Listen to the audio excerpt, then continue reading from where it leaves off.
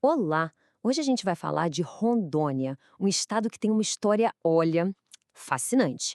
É uma terra na Amazônia brasileira que foi literalmente forjada por ondas e mais ondas de migração, por bons econômicos, tudo isso foi moldando a identidade do lugar de um jeito único. E a pergunta que fica é essa, né? Como é que se constrói um estado bem no meio da Amazônia? Pensa bem, como é que um lugar tão remoto, tão isolado, vira um estado cheio de vida? A resposta, olha, não é nada simples, mas o que ela revela sobre o Brasil é incrível. Pois é, a resposta está aí, basicamente com ciclos econômicos e ondas, muitas ondas de gente. A história de Rondônia é isso, uma verdadeira saga de ciclos. Ciclo de extrair um recurso que atrai uma multidão de pessoas e cada uma dessas ondas vai deixando uma marca permanente na terra, na cultura. Então vamos mergulhar de cabeça nisso. E o nosso primeiro ciclo, a primeira grande febre, começa com um produto que simplesmente colocou a Amazônia no mapa do mundo: a borracha. E não foi só um ciclo, não, foram dois. E cada um deles teve um impacto assim gigantesco e bem diferente, trazendo as primeiras grandes levas de imigrantes para dentro da floresta. Para a gente entender bem esses dois momentos, o segredo é olhar para a origem de cada um. O primeiro círculo, bom, esse foi um fenômeno de mercado.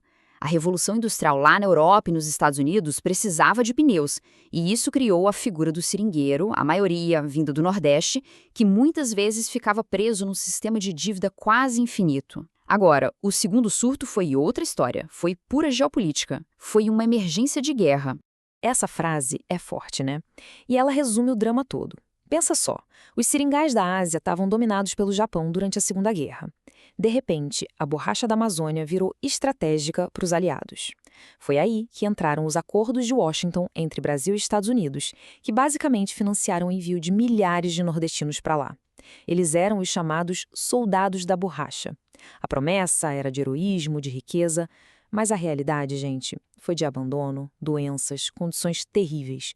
Muitos, muitos mesmo, nunca conseguiram voltar para casa. Ok, então a guerra acabou, o ciclo da borracha perdeu força de novo, a região podia simplesmente ter voltado a ser esquecida, né? Mas não. O governo brasileiro, já na época da ditadura militar, tinha outros planos. O lema era integrar para não entregar. E é aí que a gente entra numa nova era, a da colonização planejada, uma tentativa de amarrar de vez a Amazônia ao restante do Brasil. E essa linha do tempo aqui mostra direitinho a estratégia do governo em ação. Primeiro, criaram uma estrutura administrativa, o Território Federal. Anos depois, o passo mais decisivo de todos, começaram a rasgar a floresta para construir a BR-364. Essa era a grande promessa, a conexão com o progresso que vinha do sul. E para fechar o pacote, vieram os projetos do INCRA, acenando com o sonho da terra própria para quem tivesse coragem de se aventurar. Só que a ocupação não foi só essa coisa planejada pelo governo, não. Ao mesmo tempo que rolavam os projetos oficiais, a notícia de que acharam minérios na região se espalhou que nem fogo. Isso criou novas corridas, bem mais caóticas.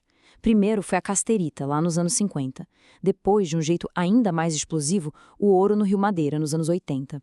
Isso criou um tipo de fronteira muito mais selvagem, que atraiu milhares de garimpeiros, gerou um monte de conflito e, claro, deixou um rastro de destruição ambiental. Agora, imagina juntar tudo isso: a colonização planejada pelo governo e as corridas malucas por minérios. Essa combinação foi uma bomba, e ela levou ao período mais transformador da história de Rondônia.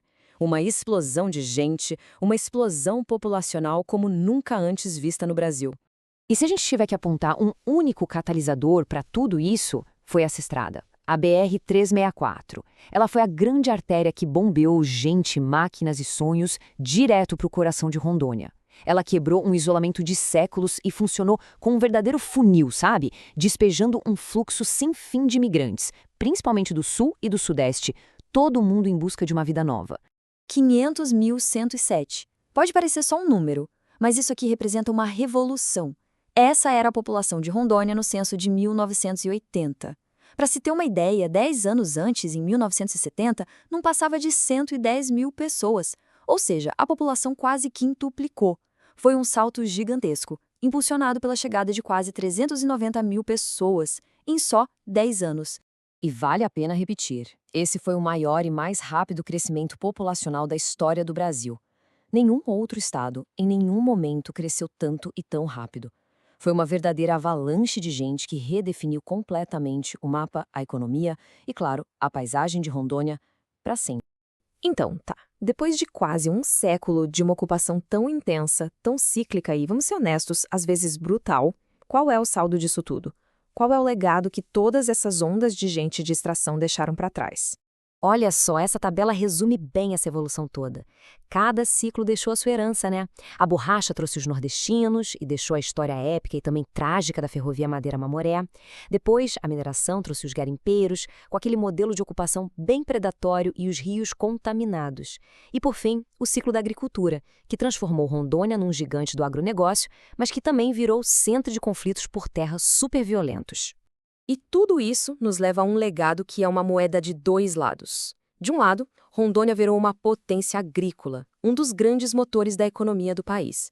Mas do outro lado, o custo disso foi altíssimo. Uma ocupação desordenada, grilagem de terra, conflitos sangrentos envolvendo indígenas, poceiros, grandes fazendeiros e, claro, uma das maiores taxas de desmatamento da Amazônia. O resultado de tudo isso é um estado que hoje é um verdadeiro mosaico do Brasil, uma mistura de sotaques e culturas de todos os cantos. E a gente termina com essa pergunta, que fica no ar para a gente pensar. A história de Rondônia até aqui foi uma sucessão de ciclos de extração. A lógica sempre foi tirar o máximo da terra o mais rápido possível. A grande dúvida é: e o futuro? Vai ser mais do mesmo? Ou será que o estado vai conseguir começar um ciclo novo? Um ciclo, quem sabe, baseado em bioeconomia, em tecnologia, no uso sustentável da floresta? A resposta para essa pergunta vai definir não só o futuro de Rondônia, mas também um pedaço bem importante do futuro de toda a Amazônia.